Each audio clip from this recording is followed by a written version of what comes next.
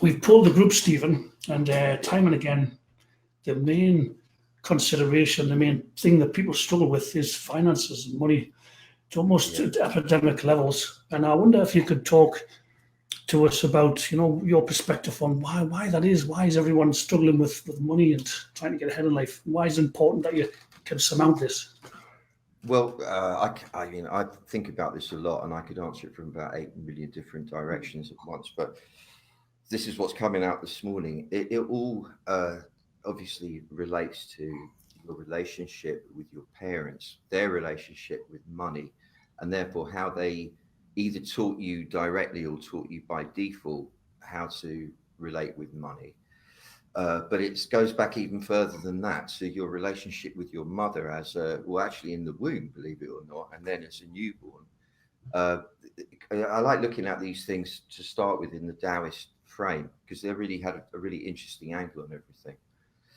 And money is part of the material plane. It equates to what they used to call in the old days cereal, as in that which kept you alive. You grow stuff to eat and what have you.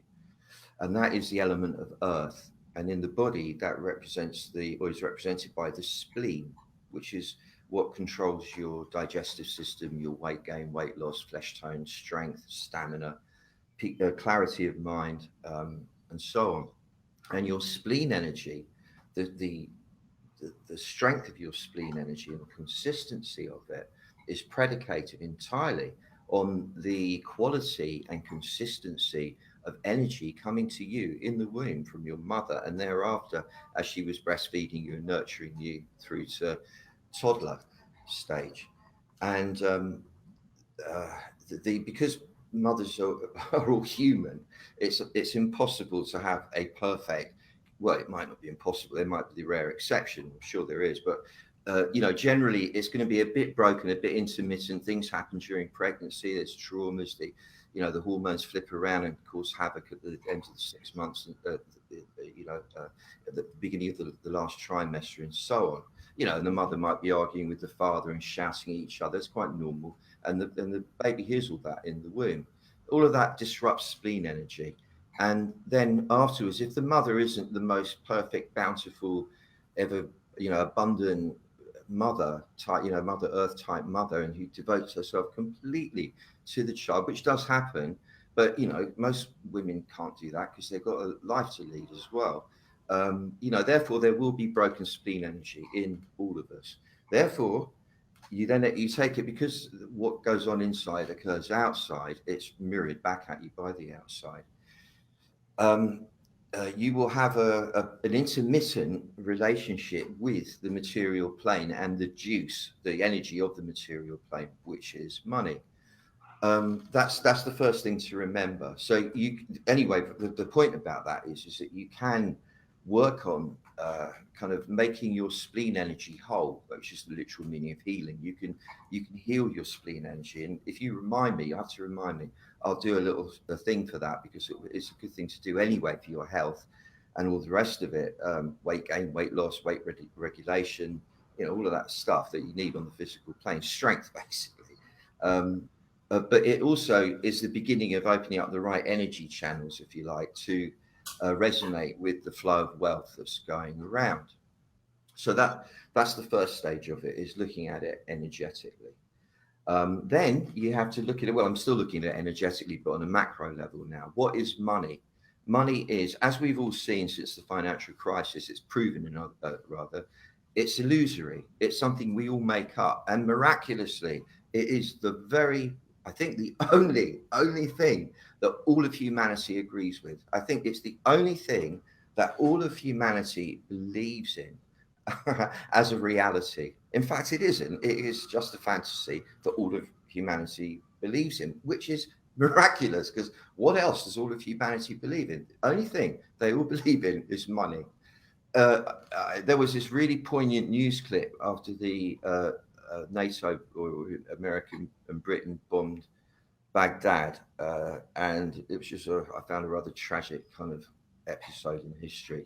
And there was this clip where the Saddam Hussein had gone on the run. He wasn't in power, and the souk in Baghdad all bombed out and everything. And these two old guys trading for whatever they were trading in the market using Saddam Hussein banknotes, even though the guy wasn't even in charge anymore.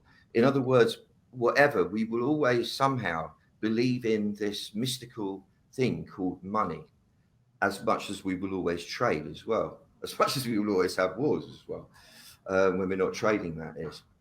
And so if once you realize that money is this make-believe thing that we've all agreed to believe in, what is it that it is actually representing? Well, it's a symbol of energy, measures of energy that is exchanged between two parties. And it's very difficult sometimes to kind of evaluate the kind of the give and take of it all, the reciprocity and the, keeping it equilibrated. Which is why you have law and why you have people falling out and so on and so forth. But overall, we tend to also agree in terms of that as well. Like if somebody's going to charge $200 for a hotel room for the night, if that's their fee, then and you want to stay in a hotel, that's what you pay.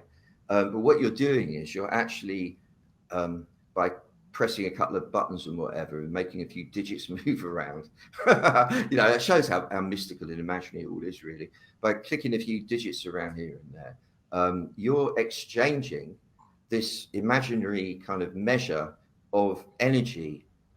You're giving the hotel people energy, and their energy is providing the space and all the stuff that goes with it, and so on. And it's an incredibly elaborate, complex dynamic. If you consider each and every millisecond, the billions of transactions, and not just the transactions, but all the bits and pieces that come off every transaction that are going on. I mean, all the time without ceasing. It's phenomenal. Now, what that means is that there's this massive energy moving around the collective. And you're somehow able to kind of guide it in through a series of, starts off with a thought.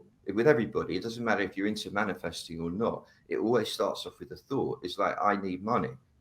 And that relates to, let me just go back to the mother thing. Yeah. I need to suck on the breast. I've got to suck that breast. I'm starving, hungry. I've got to suck on the breast. I'm terrified. I'm on this planet. I don't know where I am. I've just been born. I've got to suck on the breast. That's the same as I've got to have more money. I've got to have the money. It's good to know that, because that helps you realize that it's not actually as desperate as you've got to have the breast. It's like you will get the money, like you'll get the breast. You will generally get given the breast. You will get given the money.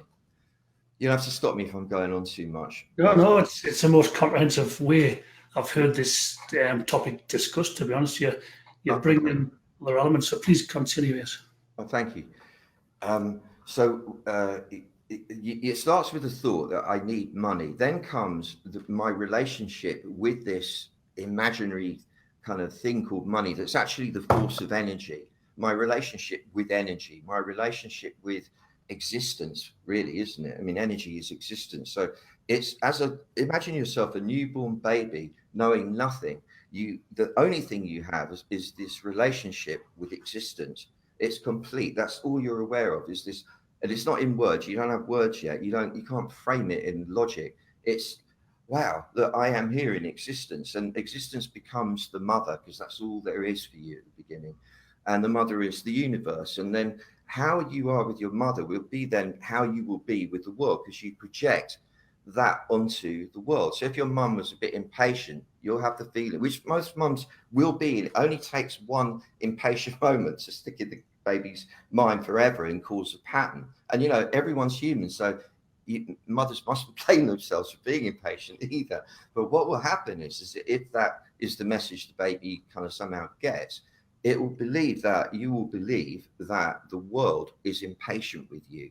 It's impatient about giving you money. So it hasn't really got time for you. Look, I really need some money. Oh, no one's listening to me. No one's listening. Please, me. I need that. No, I haven't got time for you. I haven't got time for you. So there'll be that feeling of, I have this. Look, it's that thing.